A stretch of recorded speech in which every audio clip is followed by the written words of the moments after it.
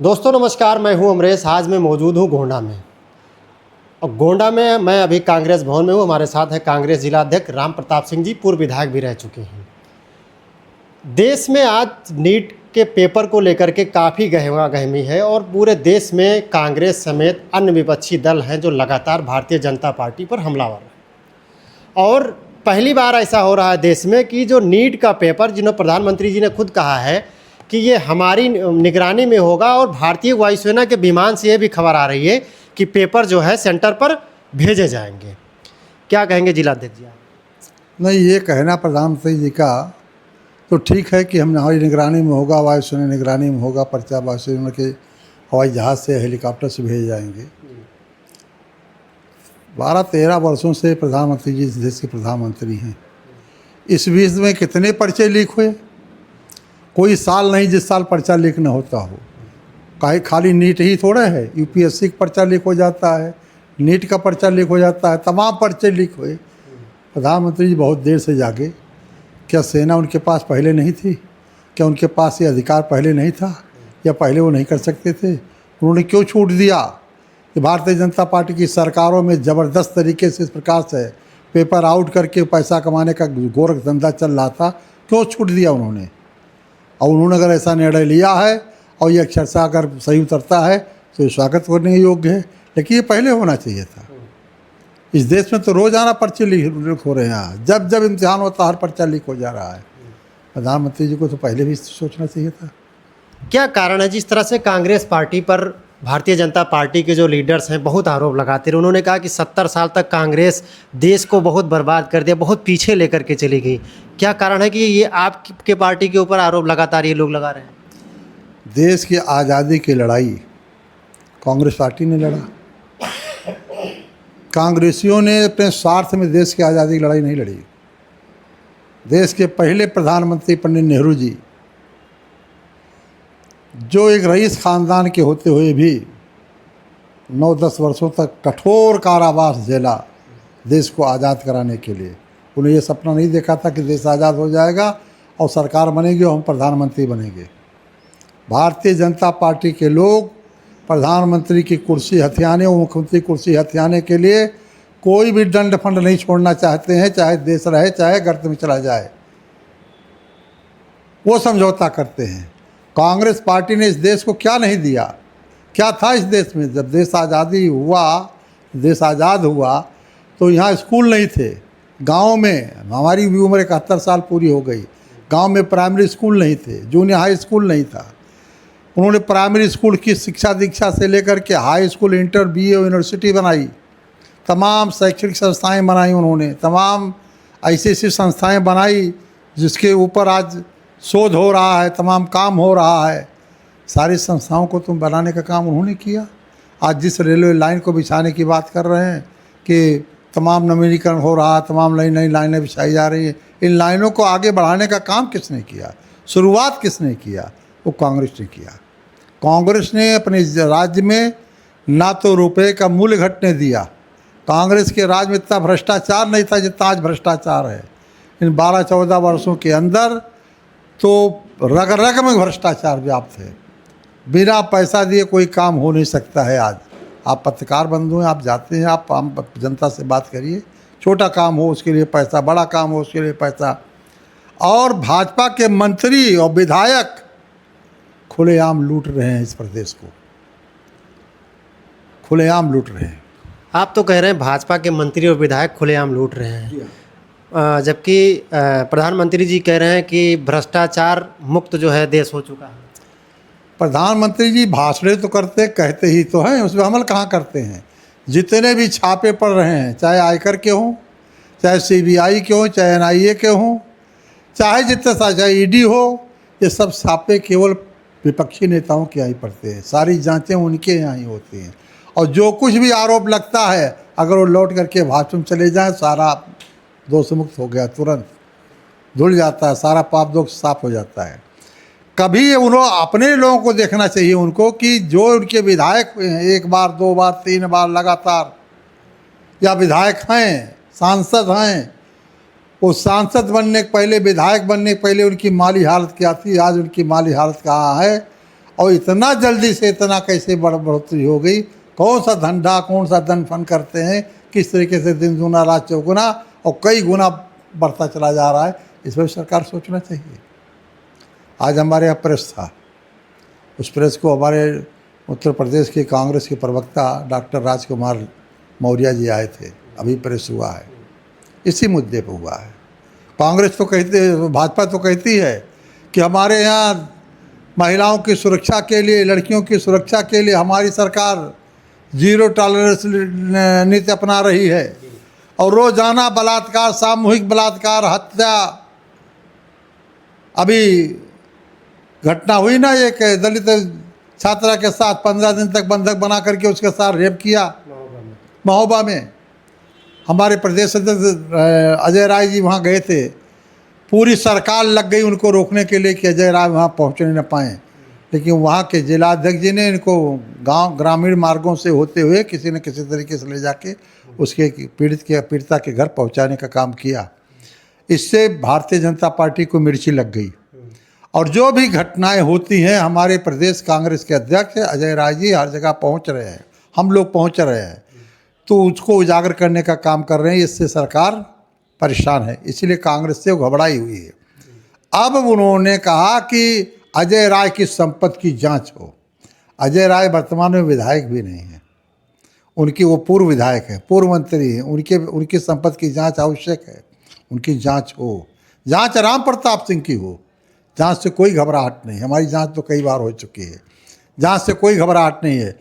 लेकिन हम लोगों ने मांग की आज प्रेस के माध्यम से, पूरे प्रदेश की जनता को आपके माध्यम से सूचना जाएगी, पहुंचेगी सूचना कि इसी प्रकार से जिस एजेंसी के माध्यम से अजय राय जी का जांच हो, उसी एजेंसी के माध्यम से भारतीय जनता पार्टी के वर्तमान विधायक, वर्तमान सांसद, वर्तमान मंत्रियों की भी संपत्ति की जांच होनी चाहिए।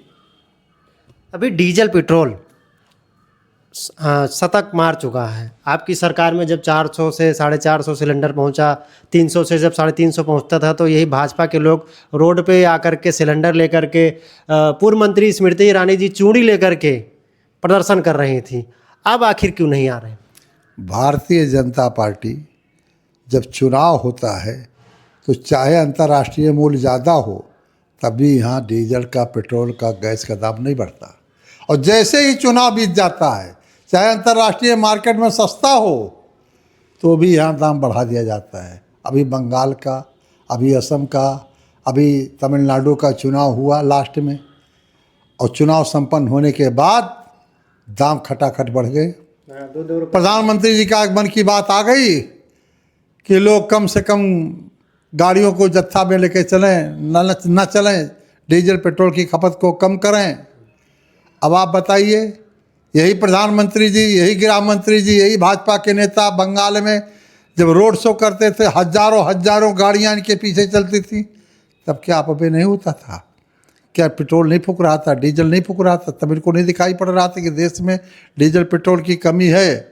और फिर हम यहाँ पे इतना बड़ा रोड शो निकालने की क्या जरूरत है? प्रधानमंत्री 5 गाड़ी जाते तभी प्रधानमंत्री, 10 गाड़ी जाते तभी 1000 गाड़ियों से रोड शो कर रहे हैं, और चुनाव खत्म हो गया तुरंत कंट्रोल। तो ये सरकार, अब 6 महीने चुनाव नहीं होने हैं, 6 महीने खूब दाम बढ़ेगा, और जैसे चुनाव आएगा 2-4 रुपया कम करके कह देंगे हमने तो दाम कम कर दिया। ये ट्रिक है इनकी, कब लेना है और कब थोड़ा सा राहत देना है। पैसेंजर गाड़ी चल रही थी, पैसेंजर गाड़ी बंद कर दिया। किसने बंद? 26 तारीख को उसका भी संचालन बंद किसने किया था? केंद्र सरकार। केंद्र सरकार किसकी थी? भारतीय जनता पार्टी। भारतीय जनता पार्टी की। आज चालू की किसने किया? भारतीय जनता पार्टी ने। हाँ, इतना समय क्यों लग गया? इतना समय क्यों लग गया? तो आज बंद किया, और बंद करने के बाद आज उनको महसूस हुआ कि गरीब गुरबों के लिए, पिछड़े लोगों के लिए, शोषित लोगों के लिए, आम ग्रामीणों के लिए ये पैसेंजर ट्रेन चलाया जाना जरूरी है। ये पहले क्यों नहीं हुआ? आज उद्घाटन करने आ गए। तो ये ऐसे ही करते हैं, इनका काम करने का तरीका यही है। यही प्रधानमंत्री जी तो हैं, इनकी बात का कितना भरोसा किया जाए।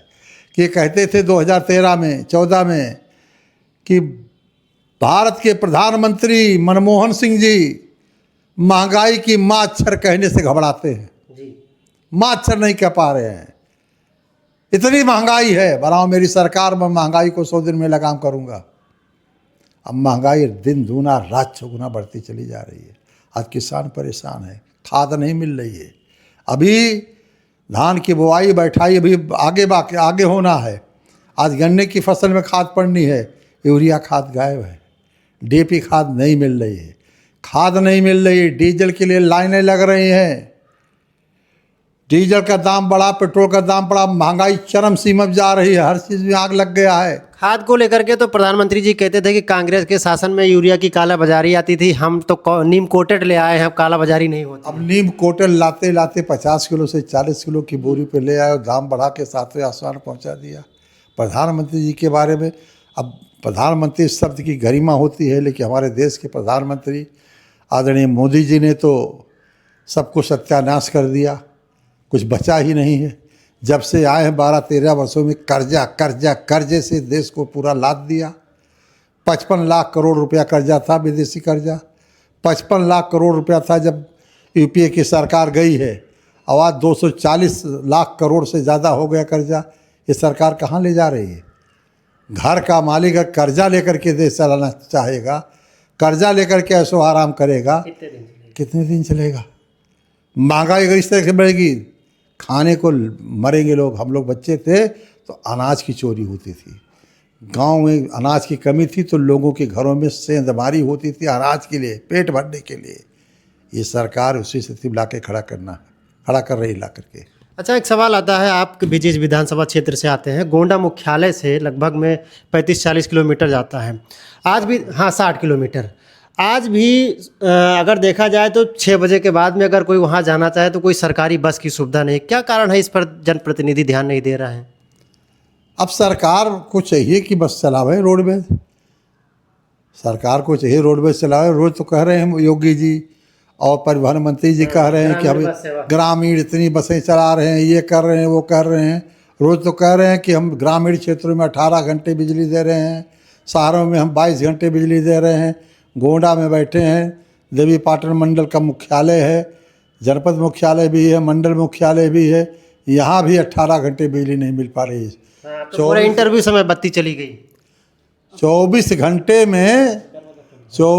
में 8 घंटा, किसी ने 6 घंटा बिजली गुल लेती है, एक बार नहीं कटती, ऐसे कटती रहती, आती रहती, जाती रहती। तो इस सरकार तो झूठ को, एक ही झूठ को बार बार बोलना।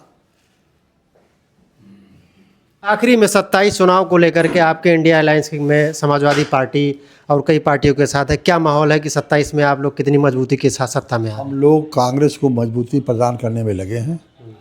हम गोंडा के जिलाध्यक्ष नाते आपको बता सकते हैं कि हमारे यहाँ 16 ब्लॉक हैं।